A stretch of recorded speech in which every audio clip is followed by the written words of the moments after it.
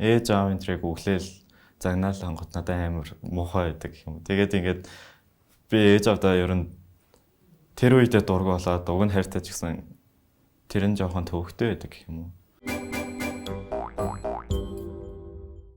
Хүүхэд радио 107.5-аас хүрдэг хүүхэд мэдээ хөтөлбөрийн өнөөдрийн зочны болонд маань нийслэлийн 72 дугаар сургуулийн 11 дугаар ангийн сурагч Ууган Баяр хүрэлцэн ирсэн байна. За тэгэхээр өнөөдөр Ууган Баяр битүүрийн ярилцах гол сэдэв бол өсвөр насны хүүхдийн сэтгэл зүг ойлгохгүй гэдэг одоо сургалтын үр дүнгийн талаар ярина. За тэгэхээр эхний асуултаа бол хоёлаа яг Ууган Баяр гэдэг хүүхэд бол одоо нөгөө Good Neighbors гэх төрийн бас байгууллагын дэргэдэх одоо хүүхдийн эрхийн клубын нарийн бичиг байгаа. За тэгэхээр яг яагаад одоо хүүхдийн оролцооны байгууллагад орох болсон бэ гэдгээс яриагаа эхлэе. Одоо ер нь бол би нөгөө их сургууль руу өргөдөл явуулахад волонтер хийсэн цагууд байдаг да. Тэрнийхэн цагийг үцэх гэж тэгээд бас ингээд хүмүүст туслахаар ямар хөө хэм мэдрэмж авдаг. Хүмүүсээс буцааж юу ч авахгүй мөртлөө хүмүүст зөвөр шууд туслах нь ямар байдгийг ойлгох гэж л ер нь л орсон. Тэгэхээр одоо ер нь ойлгож эхэлж байгаа юу гэсэн үг.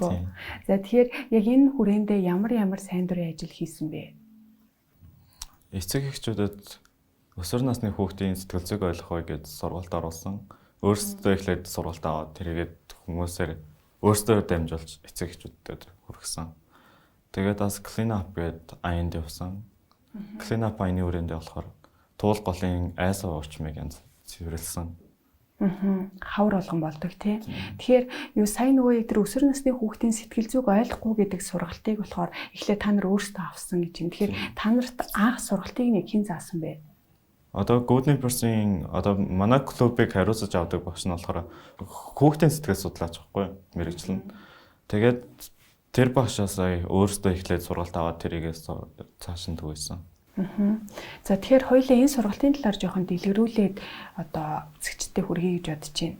За яг энэ сургалт нь тий өсвөр насны хүүхдийн сэтгэл зүг хэрхэн ойлгох вэ гэдэг эцэг эхчүүдэд зориулсан сургалтыг та нар эцэг эхчүүдэд хийсэн гэсэн. Тэгэхээр энэ хоёр өдрийн сургалтаар яг та нар эцэг эхчүүдэд хандаж юу хэлсэн бэ гэдгийг одоо сонсогчдод хэлбэл. Ер нь бол хүүхдүүдийг ингээд өөрсдийнхөө дуртай амийг хийлгээд хүүхдүүдэд өөрсдөө өөрийгөө ойлгох цагийг нь олгоод заавал хүүхдийнхаа дээрээ гарах биш. Хүүхдэд хаяадаа ингээд бууж өгөөд хаяадаа ингээд болохгүй юмыг нь хэлж өгөөд ер нь бол загнаж зодохгүйгээр зөвөр ойлгуулахыг л сайн заалсан. Тэгэхээр орчин үед бол мэдээж нэг загнаж зоддог эцэг бараг байхгүй хаа. Загнах юм бол тэр чинь өөрсдөө хэрэгт орчин шүү дээ. Тэгэхээр ер нь миний бодлоор шүү. Жохо юм одоогийн нэг талаараа аюу тийм даварцсан юм шиг заримдаа надад санагддаг байхгүй. Жишээ нь ингээл дандаа яагаал ингээл хүүхд аягүй буруу зүйл хийсэн байлаа ч гэсэн тэрэнд аягүй нэг талаараа аягүй төвчээртэй хандаа заавал ингээ өсвөр насны хүүхдүүдэд маш сайн сонсох хэрэгтэй. Тэгээ сая чиний хэлсэн гэртээ ингээд аль болох ингээ дураар нь өөрийнх нь хүслээр нь байлгах хэрэгтэй ч гэдэм үү. Тиймэрхүү зүйлс яриад байгаа. Гэхдээ яг тэрний цаана яг яаж тэрийг юм зөвөр хүлээж аваад те ийм зөв хандлагаар ингээ та нарыг хүслэрч байлгах хэрэгтэй юм гэдэг нь надад жоо ойлгомжгүй санагддаг.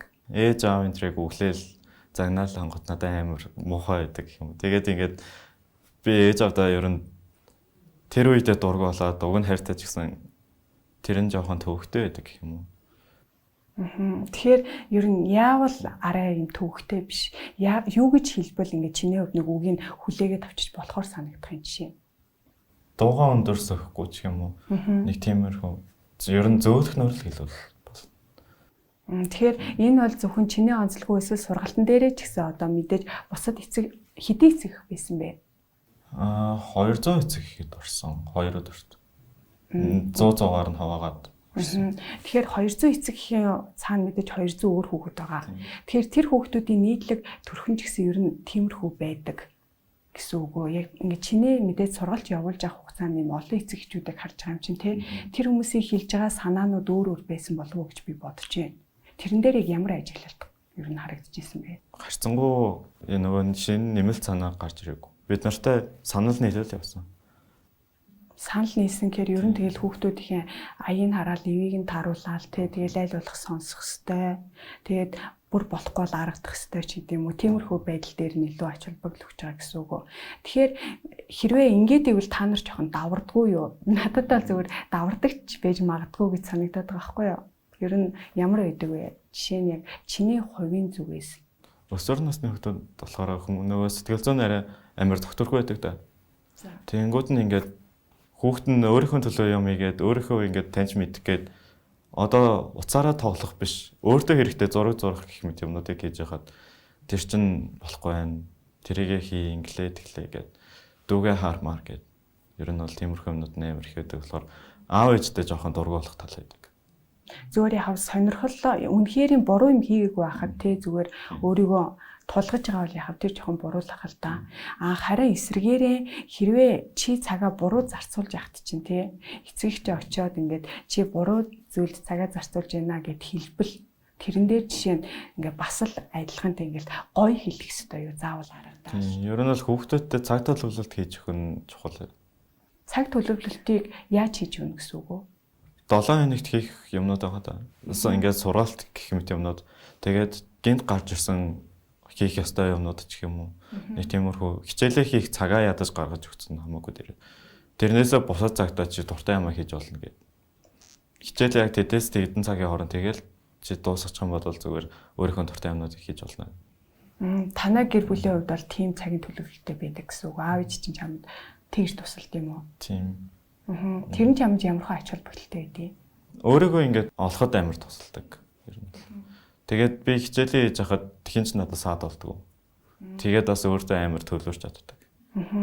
Өөрийгөө олно гэхээр яана гэсэн үг жоохон дэлгэрүүлбэл.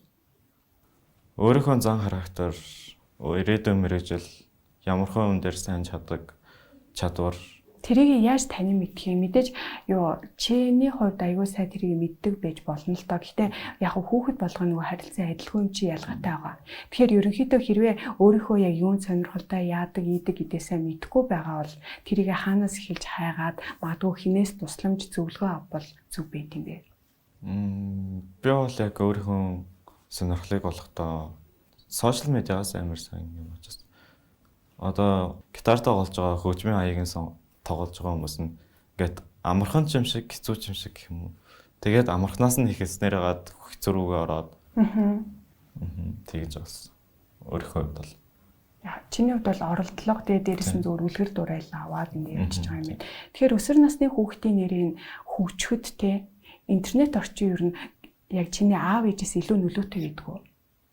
Хамаагүй их мэдээлэл ордог. Хамаагүй их мэдээлэл байдаг. Олон талаас нь хүмүүсийн комент хэсэгт олон талаас нь харсан юмнууд байдаг. Гэхдээ нөгөө dark side ч гэж байдаг л да.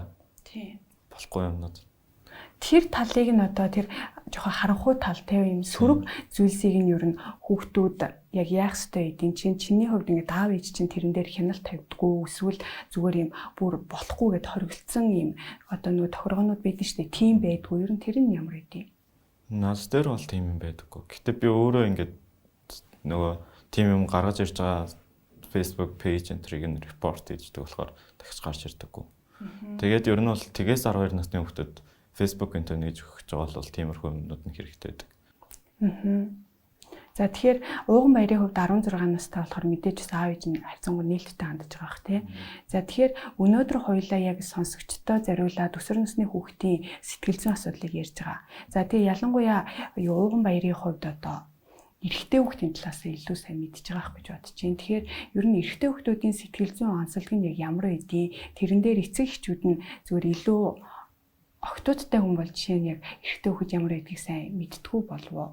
Тэгэхээр зүгээр илүү нэг заавал мэдж явах ёстой зүйл байдгүй. Хөвгүүдтэйгээ харилцахдаа.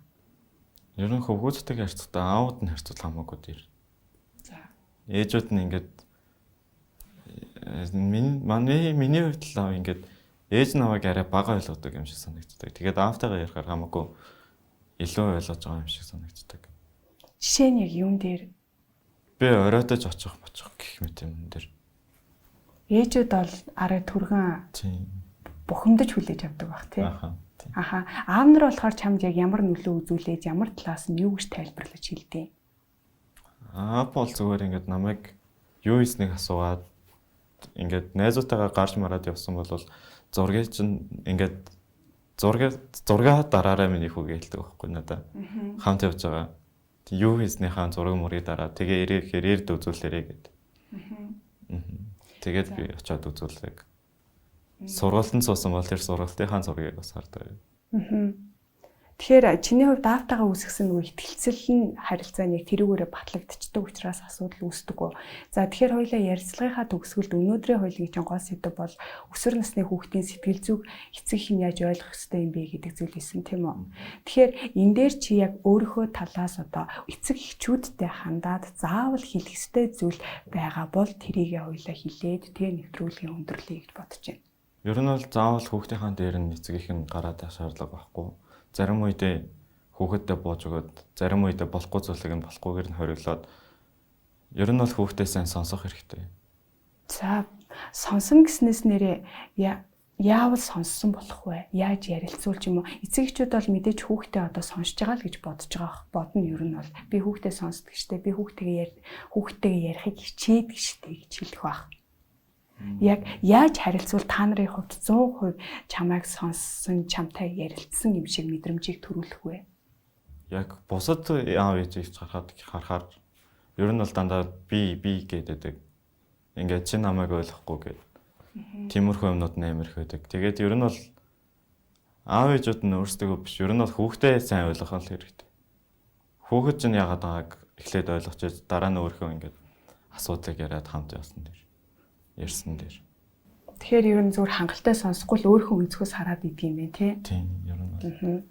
За тэгэхээр өнөөдөр Хүүхэд радио 107.5 шууд эфирээс хүрч байгаа Хүүхэд мэдээ хөтөлбөрийн зочны ярилцлагын болонд 72 дугаар сургуулийн сурагч Ууган Баяр яг өөрийнхөө явуулсан сургалтын үр дүнгийн талаар ярилцлаа. Тэгэхээр эрхэм сонсогч та бүхэн маань ер нь өсвөр насны хүүхдийнхээ одоо хүүхдтэйгээ харилцахдаа илүү тэр хүүхдийн сэтгэл зүйг нь тэр хүүхэд яг юу хэлхийг хүсч байна вэ гэдгийг илүү чухал юм байна. Эрхэм сонсогч эцэгчүүд та бүхэн маань одоо хүүхдтэйгээ ярилцахад гол нь тэдний хэлхийг хүсэж байгаа зүйлд нь одоо анхаарал хандуулж байгаарэ гэж хүсье. Ингээд өнөөдрийн Хүүхэд мэдээ хөтөлбөрийн ярилцлагын цагтаа хамт байсан та бүхэнд баярлалаа.